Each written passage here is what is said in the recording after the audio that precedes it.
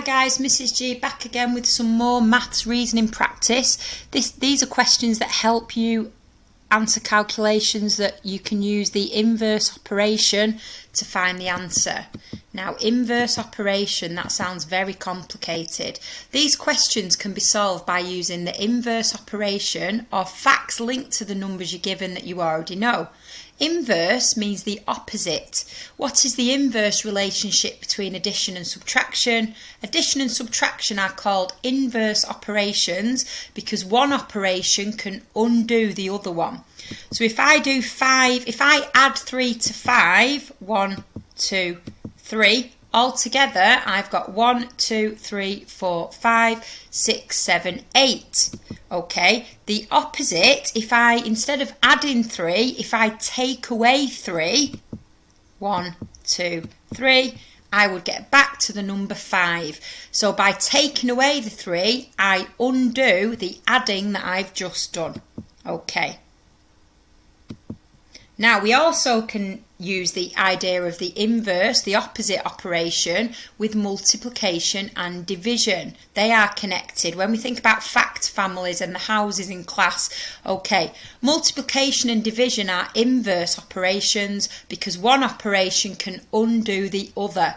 Multiplication sentences can be rewritten as division sentences. So 2 times 3 is 6, okay, because I've got 2 yellow boxes with 3 in each, and altogether I've got 1, 2, 3, 4, 5, 6. If I then took 6 and put them into groups of 2, so there's 1, 2, 3, 4, 5, 6.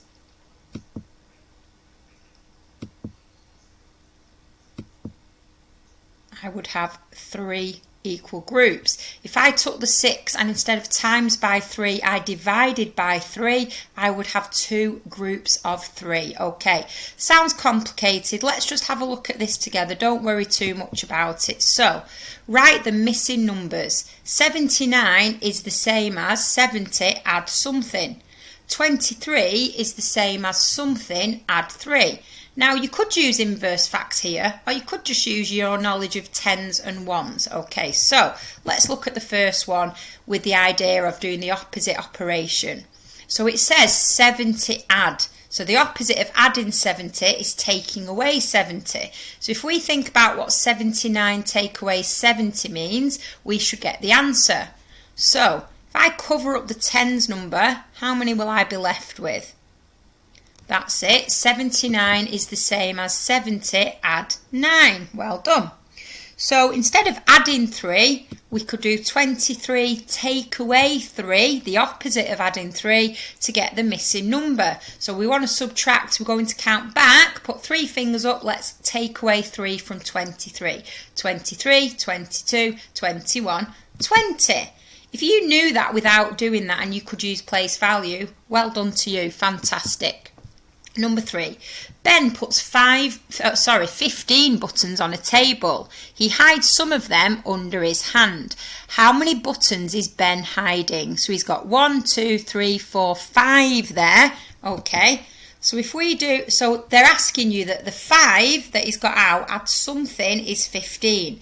Let's do the opposite operation. Let's do 15 take away 5 to work out how many he's hiding under his hand. So 5 fingers up, we're going to subtract, so we need to count back. Let's count backwards in ones from 15. 15, 14, 13, 12, 11, 10.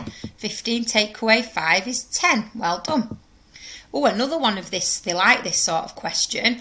Amy has 21 counters altogether. She has 14 counters in one hand.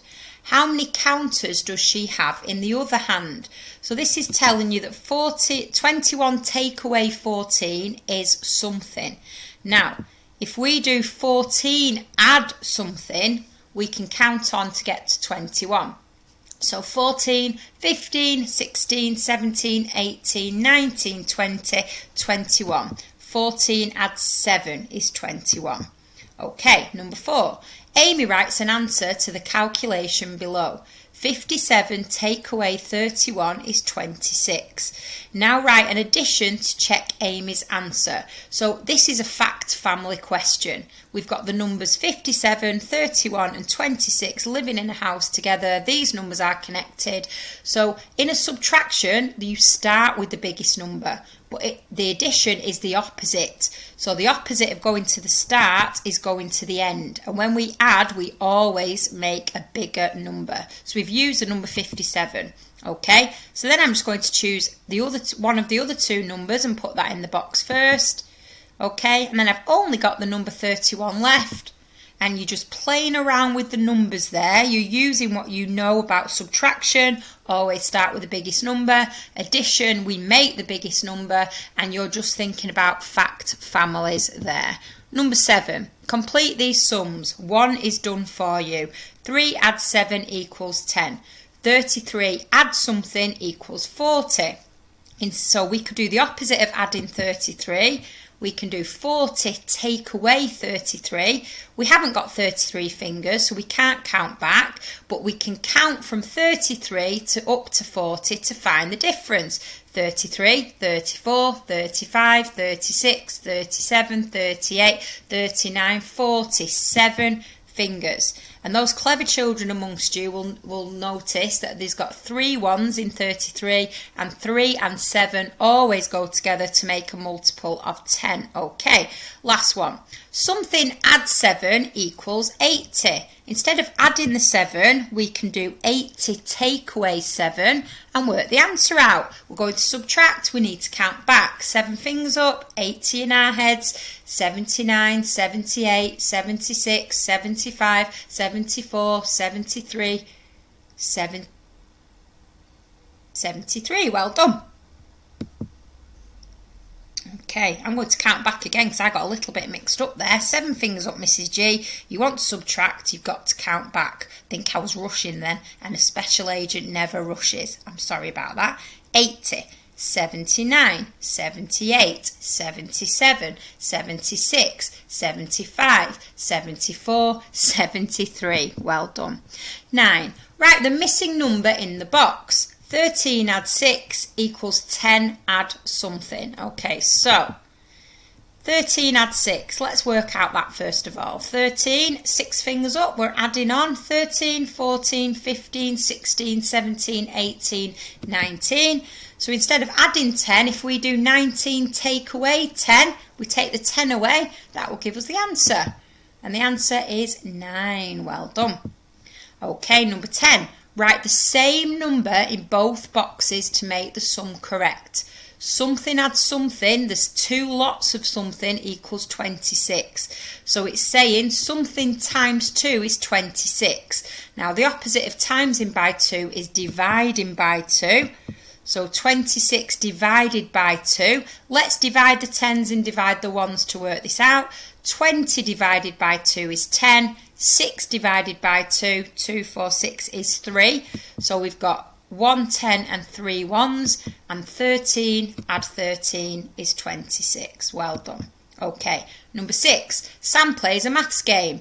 Each acorn is equal to 2 points. We've got leaf, add acorn equals 10 points. How many points is 1 leaf equal to? Okay, so we're trying to get to 10. We know that, so instead of adding 2 to the mystery number, we're going to take away 2 and take away another 2. So if we take away 2 and 2, we're taking away 4. So 10 take away 4 is 6. 4 fingers up just to prove that that's right. 10, 9, 8, 7, 6. You'll notice that Mrs. G didn't count back because I use my number bonds to help me there. I know that 4 add 6 always makes 10, 10, 10. Number 1, complete the number sentences. 1 is done for you. Half of 8 equals 4. Half of something equals 3.